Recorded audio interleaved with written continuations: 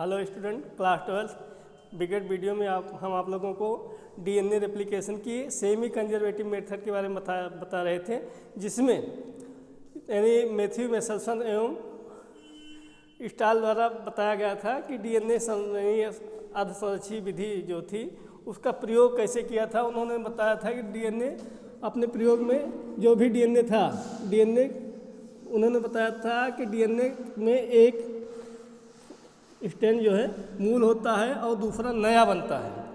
तो उन्होंने अपने प्रयोग में जो नाइट्रोजन बेस हैं, उन नाइट्रोजन बेस में नाइट्रोजन के स्थान पर जो नाइट्रोजन का परमाणु क्रमांक 14 होता है, और परमाणु भार 14 होता है, परमाणु क्रमांक 7 होता है, तो उसके आइसोटोप यानी समस्थानिक लिए जिसका परमाणु भार 15 था, और उन आइसोटोप को नाइट्रोजन बेस के रूप में नाइट्रोजन यानी प्यूरिन और पिरिमिडिन में समाहित करके आगे जोड़ा।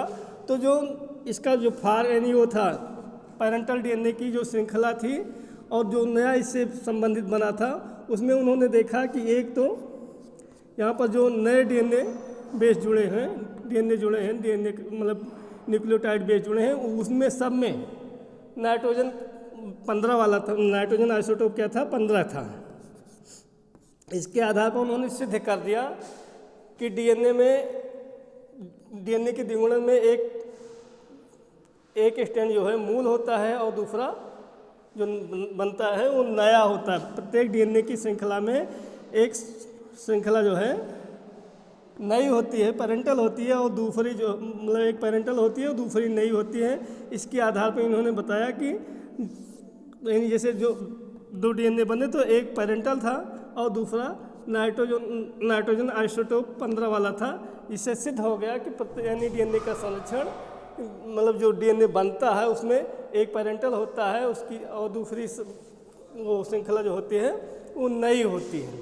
अब आगे हम आप लोगों को आज बताएंगे डीएनए की रेप्लिकेशन प्रोसेस, यानी इसकी डीएनए की रेप्लिकेशन की विधि, साथ साथ डीएनए के रेप्लिकेशन में कौन कौन से एंजाइम भाग लेते हैं। तो इसके अंतर्गत एंजाइम कौन कौन से एंजाइम भाग लेते हैं डीएनए में के रेप्लिकेशन में। एंजाइम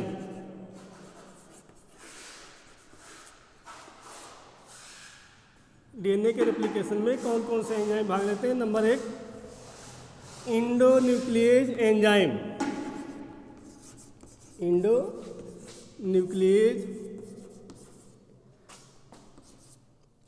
पहला एंजाइम इंडोन्यूक्लियेज।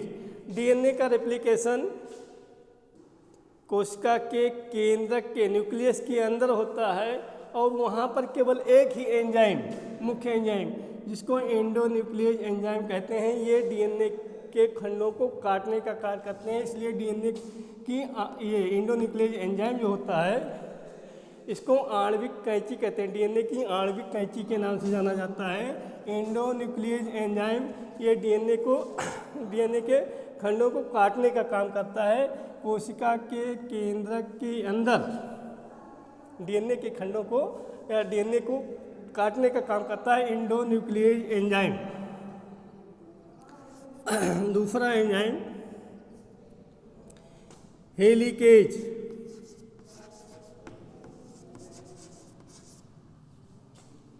हेलिकेज एंजाइम जो डीएनए या गुणसूत्र कुंडल जो डीएनए होते हैं वो कुंडलित अवस्था में होते हैं। डीएनए कुंडलित अवस्था में, गुणसूत्र कुंडलित अवस्था में होते हैं, जो क्रोमैटिन होते हैं कुंडलित अवस्था में होते हैं। सबसे पहले हेलिकेज एंजाइम उनके पराकुंडलों को आकुंडलन का कार्य करता है। उसमें यूज होने वाला, उसमें प्रयोग होने वाला एंजाइम होता है हेलिकेज एंजाइम। ये डीएनए के पराकुंडलों को अकुंडलित करने का कार्य करता है हेलिकेज एंजाइम। अगला है जब पराकुंडलों को अकुंडलित हो जाते हैं, डीएनए के पराकुंडल अकुंडलित हो जाते हैं, तो अगला एंजाइम इसमें कौन सा कार्य करता है? ये हेलिकेज एंजाइम पराकुंडलों को अकुंडलित करता है। साथ साथ एक एंजाइम होता है topoisomerase enzyme.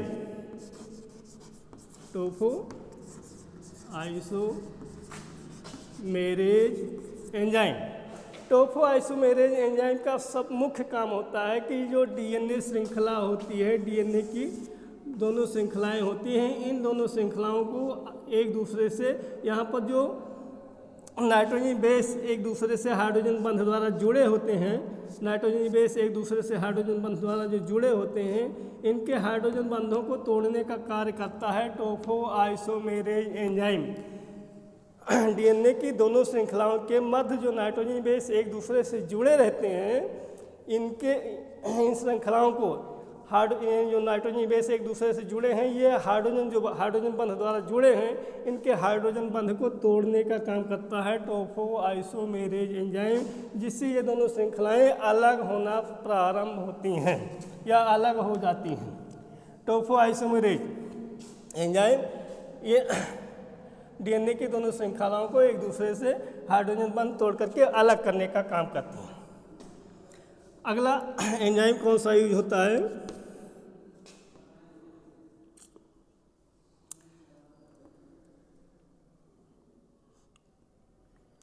ESBP। DNA की जब दोनों श्रृंखलाएं एक दूसरे से अलग हो जाती हैं, तो मान लीजिए ये डीएनए श्रृंखला है, ये डीएनए की श्रृंखलाएं हैं, और जब दोनों एक दूसरे से ये पुनः क्या होती हैं, पीछे की तरफ मुड़ जाती हैं, वो पुनः ये कुंडलन न करें, एक दूसरे से कुंडलित ना हो, इसके लिए एक एंजाइम प्रयोग होता है जिसको कहते हैं सिंगल स्टैंड बाइंडिंग प्रोटीन या CSBP के नाम से जाना जाता है। ये सिंगल स्टैंड बाइंडिंग प्रोटीन इनके दोनों फार्क से जुड़ करके in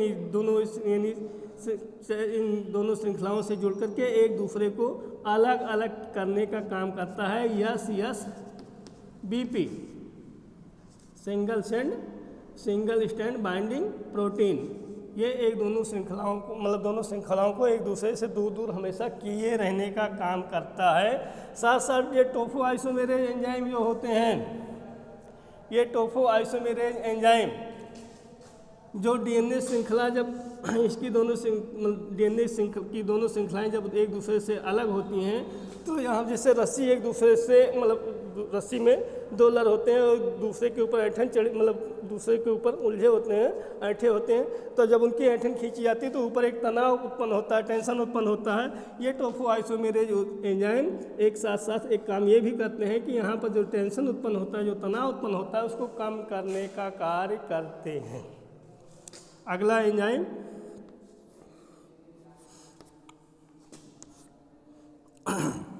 DNA polymerase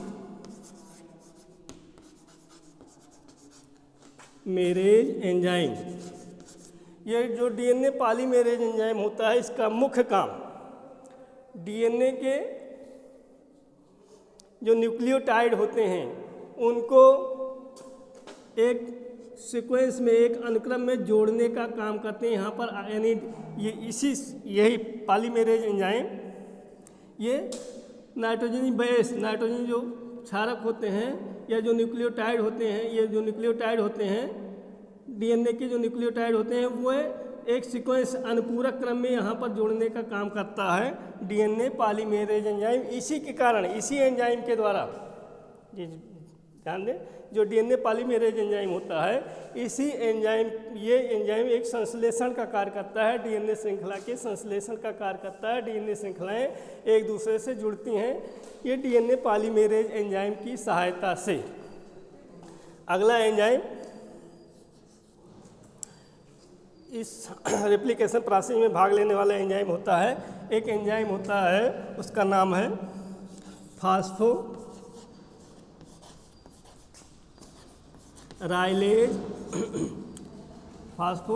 enzyme.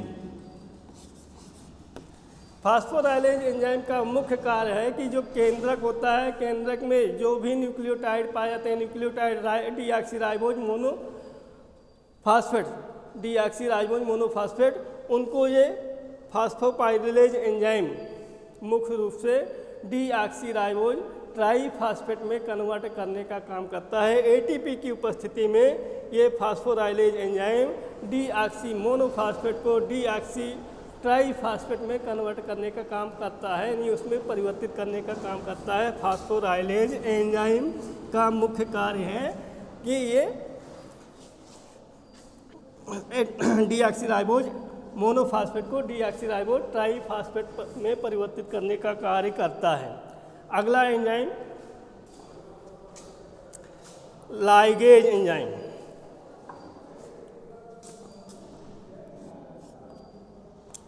Ligase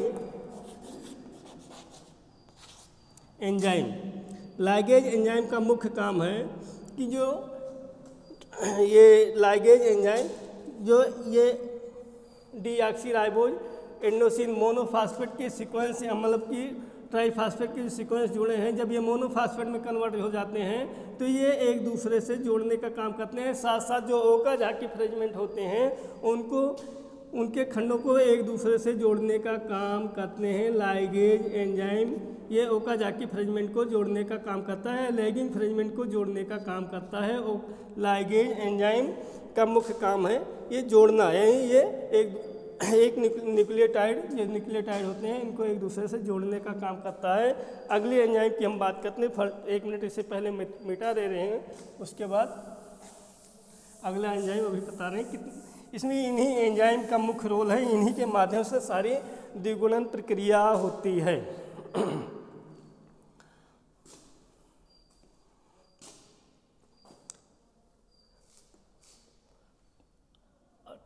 number 8वां है पायरो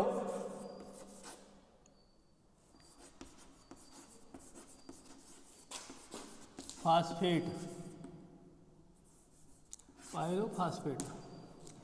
पायरोफॉस्फेट एंजाइम का मुख्य रोल होता है कि जब ये डीएनए के दोनों फार्क यानी जो दोनों श्रृंखलाएं होती हैं, इनसे जो नया डीएनए बनता है, मतलब इनसे जो सीक्वेंस जुड़ते हैं, जो पूरा क्रम जुड़ते हैं, ये जब ट्राईफॉस्फेट इनसे जुड़ते हैं, ट्राईफॉस्फेट न्यूक्लियोटाइड जुड़ते हैं, तो जो ट्राईफॉस्फेट न्यूक्लियोटाइड होते हैं ये पायरोफॉस्फेट एंजाइम इनको कन्वर्ट करता है ट्राईफॉस्फेट को मोनोफॉस्फेट में कन्वर्ट करता है।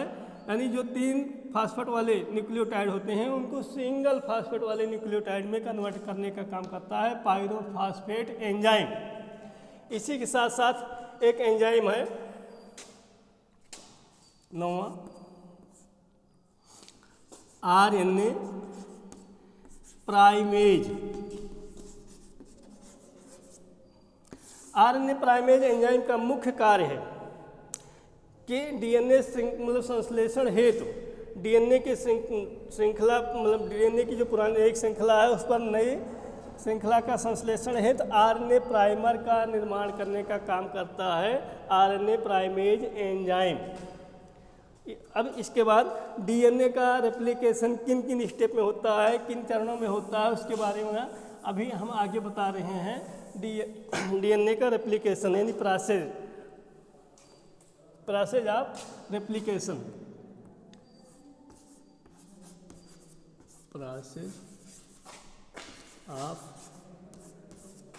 DNA replication.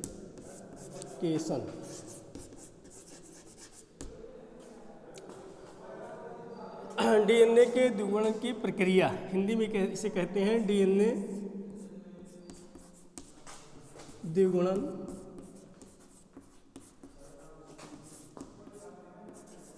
की प्रक्रिया।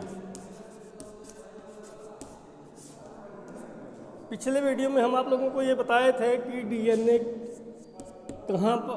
का द्विगुणन कहाँ पर होता है, किस स्थान पर होता है, किस समय पर होता है।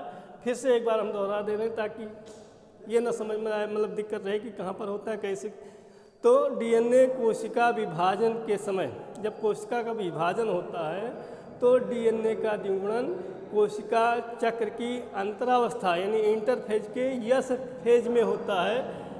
कब होता है? कोशिका विभाजन के इंटरफेज की यस प्रावस्था में डीएनए का द्विगुणन होता है। और किस स्थान पर होता है? कोशिका के केंद्रक के अंदर डीएनए का द्विगुणन होता है। डीएनए ही एक ऐसा अणु है जिसमें द्विगुणन यानी अपने समान हूबहू नई प्रति तैयार करने की क्षमता पाई जाती है। इसलिए डीएनए को आनुवंशिक पदार्थ कहा गया है। डीएनए में ही अपने आप की नई प्रति, अपने जैसे नई प्रति हूबहू प्रति तैयार करने की क्षमता पाई जाती है डीएनए में। और डीएनए की हूबहू प्रति तैयार करने की प्रक्रिया को क्या कहते हैं? डीएनए की द्विगुणन प्रक्रिया या प्रोसेस ऑफ डीएनए रेप्लिकेशन। अब ये कई चरणों में है, एक एक करके हम आप लोगों को समझा रहे हैं। पहला चरण डीएनए की रेप्लिकेशन का पहला चरण यानी फर्स्ट स्टेप। फर्स्ट स्टेप में क्या होता है कि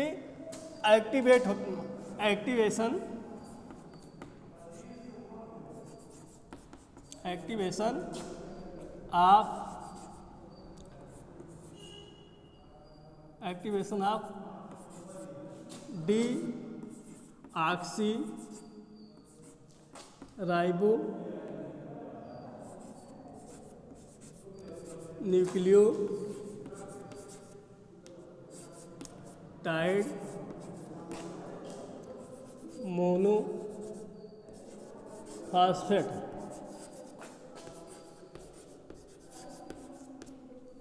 यानी जो डीऑक्सीराइबोन्यूक्लियोटाइड मोनोफॉस्फेट होते हैं उनका सक्रिय होते हैं। डीऑक्सीराइबोन्यूक्लियोटाइड सक्रिय होते हैं तो डीएनए में चार प्रकार के न्यूक्लियोटाइड मोनोफॉस्फेट पाए जाते हैं। पहला है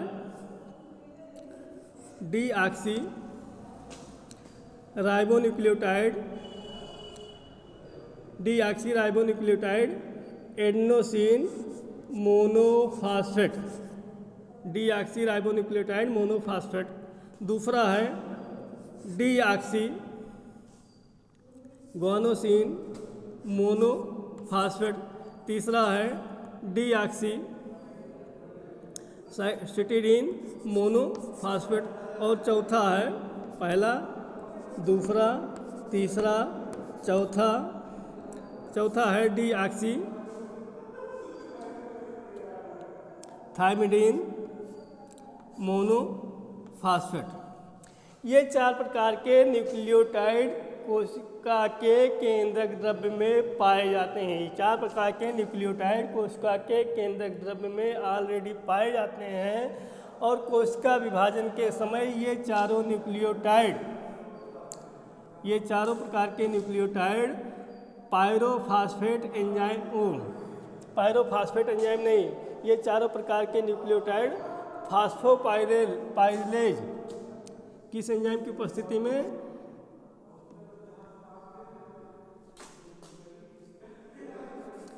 फास्फोपाइलेज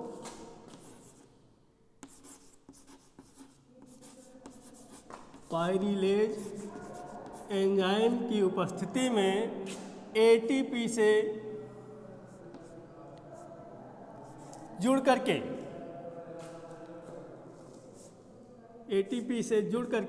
चार प्रकार के न्यूक्लियोटाइड का निर्माण करते हैं। डीऑक्सीराइबोज एटीपी से जुड़ रहे हैं प्लस एटीपी और चारों प्रकार यानी एंजाइम कौन सा है? सब में वही एंजाइम है।